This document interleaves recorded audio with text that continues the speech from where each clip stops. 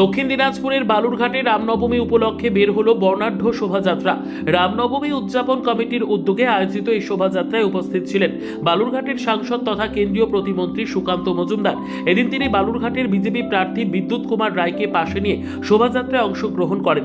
শোভাযাত্রাটি বালুরঘাটের আর্য সমিতি প্রাঙ্গণ থেকে শুরু হয়ে শহরের বিভিন্ন গুরুত্বপূর্ণ এলাকা পরিক্রমা করে চকভবানী পর্যন্ত যাওয়ার কথা রয়েছে। রামনবমী উপলক্ষে আয়োজিত এই শোভাযাত্রাকে ঘিরে শহরে উৎসবের আমেজ লক্ষ্য করা যায়।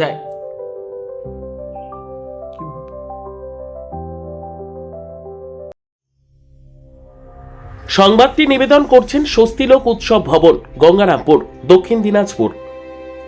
আজকে গতকালের মতোই পশ্চিমবঙ্গের বিভিন্ন প্রান্তে রামনবমী উদযাপিত হচ্ছে এবং আজকে বালুরঘাট শহরে উদযাপিত হলো এবং দক্ষিণ দিনাজপুর জেলার বিভিন্ন জায়গায় বুনিয়াদপুর, গঙ্গারামপুর, তপন, করদহ প্রচুর জায়গায়, কুসুমুন্ডি সব জায়গাতে অনুষ্ঠিত হচ্ছে।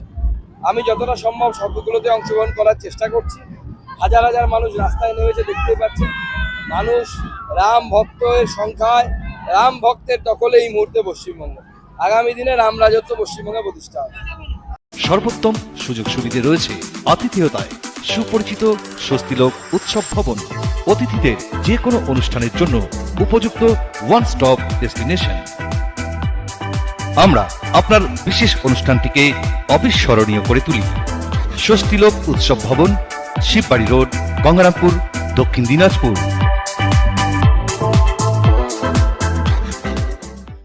ব্যুরো রিপোর্ট, উত্তর বাংলা সংবাদ।